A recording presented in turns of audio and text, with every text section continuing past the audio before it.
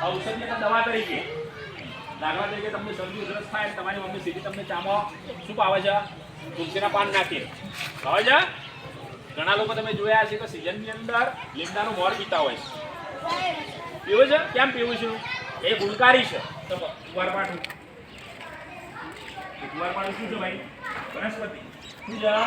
વનસ્પતિ તો એનો ફાયદો છે ભાઈ છે કે નહીં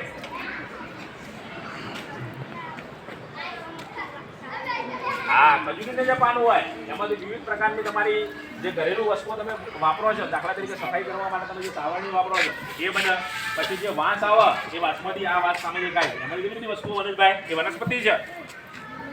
જો વાંસમાંથી બને છે ને તમારા ઘરે તમે જે રોટલી મૂકવા માટે જે છાબડી વાપરો છે બની રહી છે વાંસની હા ઘણી જગ્યાએ તમે જુઓ તમે કોઈક એવા વિસ્તારમાં જો